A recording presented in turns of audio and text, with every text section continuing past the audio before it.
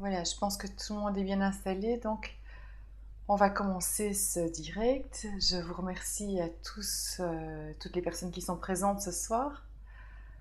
Je ferai sans doute une rediffusion d'une partie de ce dont nous allons parler pour ceux qui n'ont pas pu assister aujourd'hui, mais je vous remercie vraiment pour tous ceux qui ont pris la peine de venir ce soir. Voilà, alors à présent, j'aimerais vous raconter une petite histoire qui m'a elle-même été racontée par la personne à qui c'est arrivé. C'est un couple qui était dans une petite querelle sans grande importance et leur fille traverse la pièce à ce moment-là et elle s'arrête près de sa mère et lui dit: «Mais enfin maman, pourquoi tu te disputes avec papa?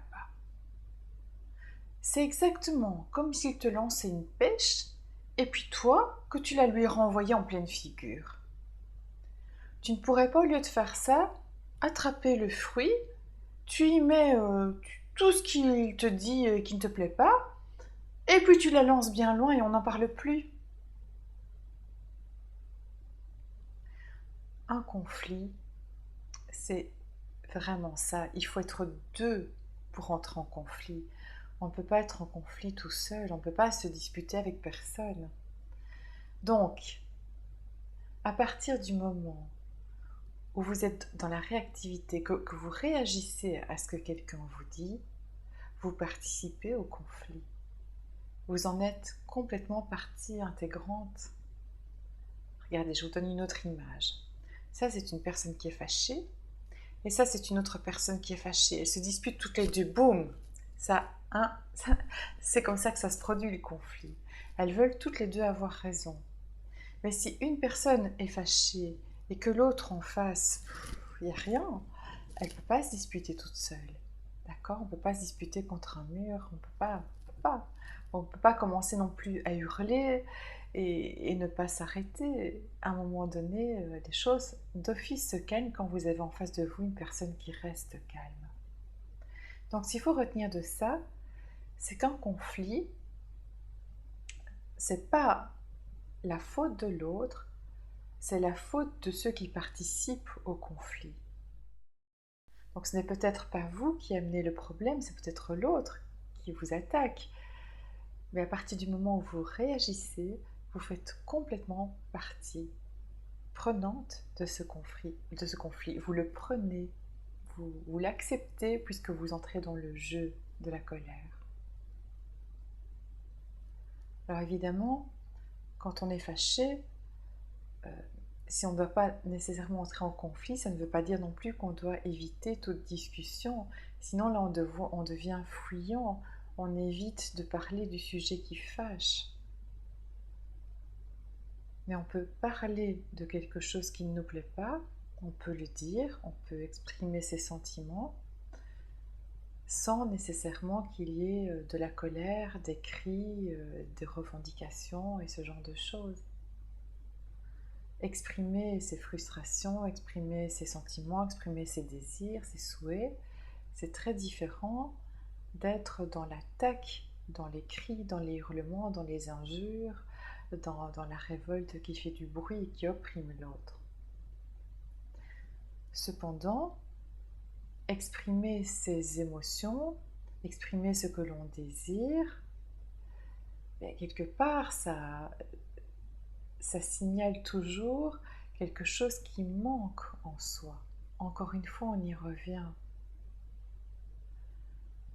On est frustré par quelque chose que l'on ne trouve pas en soi. Et donc, parfois, on cherche à le trouver dans l'autre. Et c'est là que ça ne va pas non plus.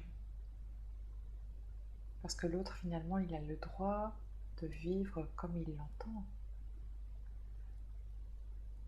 Et c'est à chaque personne qu'il revient de créer son bonheur, de satisfaire ses besoins et ses désirs, et pas nécessairement au travers d'une autre personne.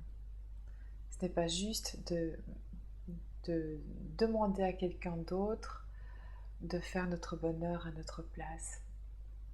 Et donc parfois, eh bien c'est vrai, on peut ne pas être d'accord avec quelque chose ou avec quelqu'un ou avec une situation, Et on peut faire un pas en arrière, mais il s'agit là donc de se respecter soi par rapport à ce que l'on pense être juste pour soi, mais sans entrer en conflit avec l'autre, parce qu'il faut aussi pouvoir respecter le fait que l'autre n'ait pas les mêmes envies, les mêmes désirs, la même volonté.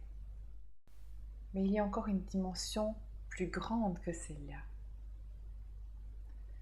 Quand on réalise qu'on est un personnage de la pièce de théâtre de la vie, quand on se rend compte qu'on endosse un rôle et les autres aussi, alors on peut prendre les choses avec plus de légèreté et ne pas se sentir autant affecté par les choses parce que ce ne sont que des histoires que nous jouons ensemble, des histoires que l'on se raconte.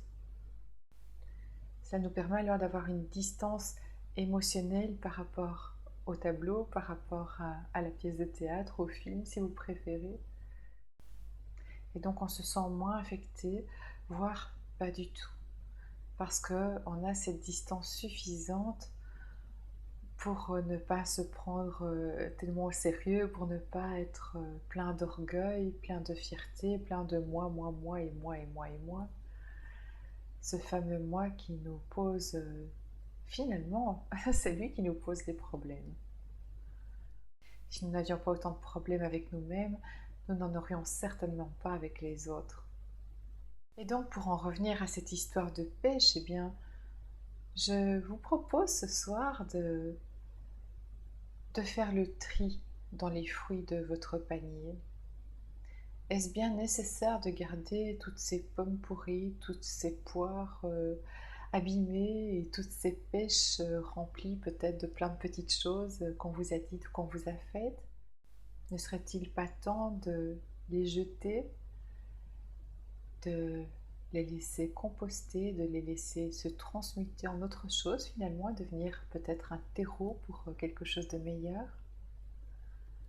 Ce que je vous propose vraiment, c'est de ne pas entretenir les rancœurs, de ne pas entretenir des conflits, de ne pas vouloir avoir raison à tout prix, en tout cas de ne pas vouloir imposer votre raison à celle de l'autre, parce que vous savez, toutes ces vérités à travers les années, à travers les siècles, eh bien, ce qui était vrai un jour ne l'est plus nécessairement 10 ans après, ou 20 ans après, ou un siècle plus tard.